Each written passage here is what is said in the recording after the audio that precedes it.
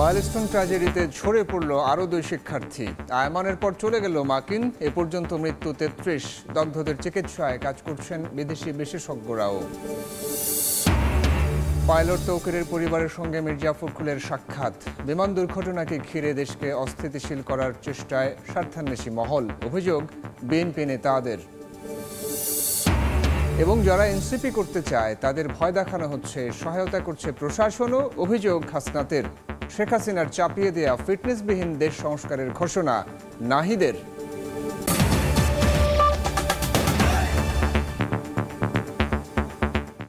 জনপদে সময়ের সঙ্গে আছি আমি সাইফুল রুদ্র।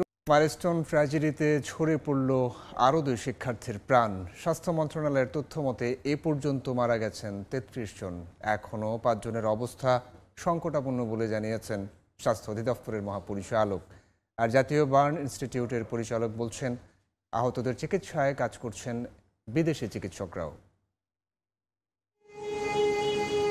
এই গাড়িতে করেই নিয়ে যাওয়া হলো ঝরে যাওয়া ফুল শিশু আয়মানের মরদেহ। মাত্র 10 বছরে নিভে গেল জীবন প্রদীপ। চিকিৎসকদের সব চেষ্টা ব্যর্থ করে দিয়ে শুক্রবার সকালে মারা যায় 4র্থ শ্রেণীর ছাত্রী। জাতীয় বার্ন ইনস্টিটিউটের পরিচালক জানান, বৃহস্পতিবার রাত থেকেই আয়মানের শারীরিক পরিস্থিতির অবনতি হতে থাকে। তবে স্বজনদের অবুঝ মনের প্রশ্ন, 4 দিন আগেও কথা বলা শিশুটা কিভাবে মারা গেল। আপনারা সবাই তার জন্য দোয়া করবেন। 3-4 দিন সাক্ষাৎকার দিয়েছে সেই বাচ্চা আজকে কিভাবে মারা যায়। 100% অগ্নিদগ্ধ মানুষটাও যে আসে, অন্তত প্রথম দিন একেবারে স্বাভাবিক মানুষের মতো কথা বলে। 24 আওয়ার্সের পর থেকে ডিটোরিয়েশনটা শুরু হয় এবং 4th ডে অনওয়ার্ড এই বাচ্চাগুলো বা অগ্নিদগ্ধ যে কোনো রোগী খারাপ হতে থাকে। এর ঘণ্টা 2 পরেই আয়মানের মতো চিকিৎসকদের সব চেষ্টা ব্যর্থ করে না ফেরার দেশে চলে যায় মাত্র 13 বছর বয়সী আব্দুল মুসাব্বির মাকিন। ছোট্ট শরীরটির 70% পুড়ে যাওয়া অংশ নিয়ে তার জীবন রক্ষার যুদ্ধে হার মানেন চিকিৎসকরা। রোগী এই মুহূর্তে ভর্তি আছে 40 জন। এই 40 জনের মধ্যে এই মুহূর্তে আমাদের ক্রিটিক্যাল পেশেন্ট আছে 5 জন, সিভিয়ার পেশেন্ট আছে 10 জন, আর ইন্টারমিডিয়েট গ্রুপে আছে 25 জন। তো এই ইন্টারমিডিয়েট গ্রুপে যে 25 জন আছে তাদের মধ্যে আমরা 10 জনকে পোস্ট অপারেটিভে রেখেছি আর বাকি 15 জনকে আমরা কেবিনে শিফট করেছি। এর আগে শুক্রবার সকালে জাতীয় বার্ন ইনস্টিটিউটে আসেন স্বাস্থ্য অধিদপ্তরের মহাপরিচালক ও স্বাস্থ্যসেবার সচিব। জানান, দগ্ধদের চিকিৎসায় কাজ করছেন সিঙ্গাপুর ও চীনের চিকিৎসক দলও। সিঙ্গাপুরের 9 জন, তারা ডক্টর সহ নার্সিং স্টাফ রয়েছেন, ওনারা 9 জন, আর 5 জন চাইনিজ টিমের সদস্য আসছেন এবং আমাদের চিকিৎসকদের সাথে তারা পরামর্শ করছে। মেইনলি আসলে আমাদের চিকিৎসকরাই লিড করবেন। আমাদের 6 জন ইউনিট চিফ আছেন, তারা বিষয়টা কোঅর্ডিনেট করবেন। চেষ্টা করছি সমন্বয় করে তাদের অ্যাকচুয়ালি পরামর্শ নেওয়া এবং আমাদের ডাক্তারদের মাধ্যমে সেগুলোকে আমাদের রোগীর চিকিৎসার জন্য অ্যাকচুয়ালি আমরা যাতে ইমপ্লিমেন্ট করতে পারি, রোগীর ভালো চিকিৎসার জন্য, উন্নত চিকিৎসার জন্য। মাইলস্টোন ট্র্যাজেডির পরদিন আইএসপিআরের পক্ষ থেকে বিবৃতি দিয়ে 31 জনের মৃত্যুর তথ্য দেয়া হয়। সেই হিসেবে এ পর্যন্ত মৃতের সংখ্যা 36 হলেও স্বাস্থ্য অধিদপ্তরের হিসেবে 33।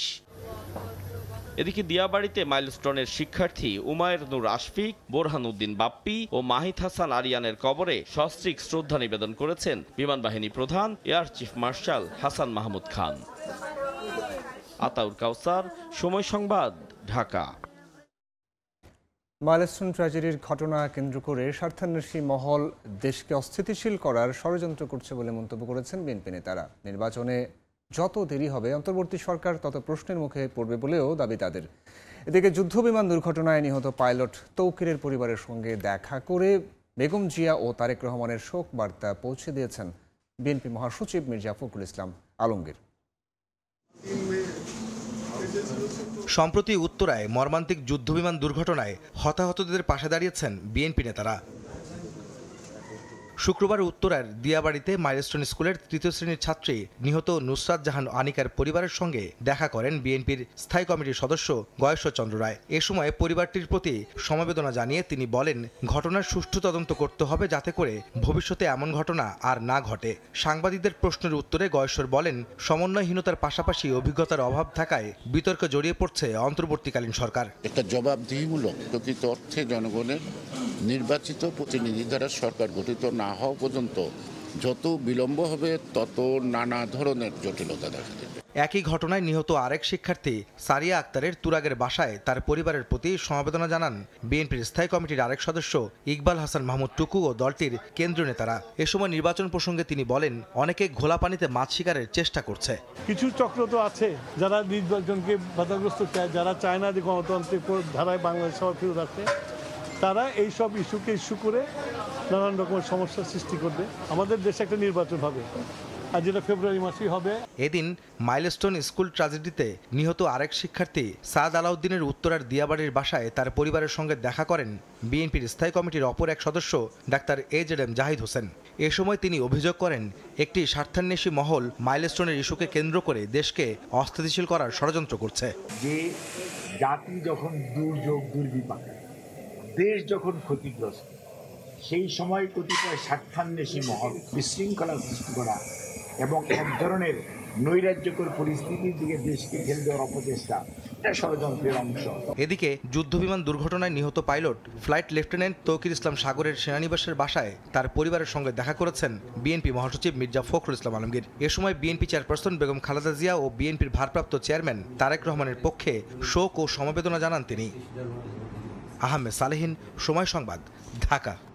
সারা দেশে যারা এনসিপি করতে চায় তাদের স্থানীয়ভাবে ভয়ভীতি দেখানো হচ্ছে বলে জানিয়েছেন মুখ্য সংগঠক হাসনাত আব্দুল্লাহ। এতে প্রশাসন সহায়তা করছে বলে অভিযোগ তার। দলটির আহ্বায়ক নাহিদ ইসলাম বলেছেন, শেখ হাসিনার চাপিয়ে দিয়ে যাওয়া ফিটনেসবিহীন রাষ্ট্র সংস্কারে কাজ করছে জাতীয় নাগরিক পার্টি। সুনামগঞ্জে জুলাই পদযাত্রা শেষে পথসভায় বক্তব্য রাখেন নেতারা। জন আকাঙ্ক্ষা জানতে এনসিপির দেশ গড়তে জুলাই পদযাত্রা হবিগঞ্জের পর পৌঁছায় সুনামগঞ্জে। এ সময় দলের শীর্ষ নেতাদের পেয়ে উচ্ছ্বাস প্রকাশ করেন নেতাকর্মীরা। সুনামগঞ্জ কেন্দ্রীয় মসজিদ থেকে পদযাত্রা বের হয়ে বিভিন্ন সড়ক ঘুরে আলফা স্কোয়ারে গিয়ে শেষ হয়। সেখানে পথসভা অনুষ্ঠিত হয়। এ সময় এনসিপির মুখ্য সংগঠক হাসনাত আব্দুল্লাহ বলেন, যারা এনসিপি করতে চায় তাদের স্থানীয়ভাবে ভয়ভীতি দেখানো হচ্ছে। যারা এনসিপি করতে চায় তাদেরকে স্থানীয়ভাবে ভয়ভীতি দেখানো হয়। প্রশাসনের মধ্যে একটা অংশ রয়েছে যারা চায় নিরপেক্ষ প্রশাসন গড়ে উঠুক, কিন্তু একটা প্রশাসন রয়েছে তারা সবসময় প্রশাসনকে তারা বিতর্কিত ভূমিকায় অবতীর্ণ করে। বাকশাল কায়েমের রাজনীতি বন্ধে সবাইকে সচেষ্ট থাকার আহ্বান জানান দলের আহ্বায়ক নাহিদ ইসলাম। আর বালিশকান্ডের বাংলাদেশ জনগণ আর দেখতে চায় না বলে মন্তব্য করেন সদস্য সচিব আখতার হোসেন। বালিশকান্ডের বাংলাদেশ আমরা আর দেখতে চাই না।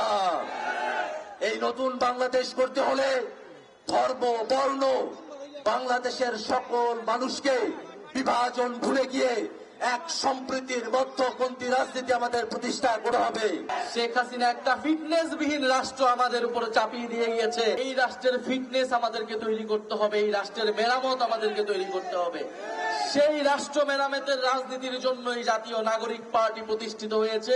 এদিকে বিকেলে সিলেটে পৌঁছে পদযাত্রা করেন এনসিপির কেন্দ্রীয় নেতারা। পদযাত্রাটি নগরীর চৌহাট্টা থেকে শুরু হয়ে রিকাবি বাজার ও লামা বাজার হয়ে কেন্দ্রীয় শহীদ মিনারে গিয়ে শেষ হয়। পরে সেখানে সভা করেন কেন্দ্রীয় নেতারা। নতুন সংবিধানে আপনার আমার অধিকারের কথা থাকবে।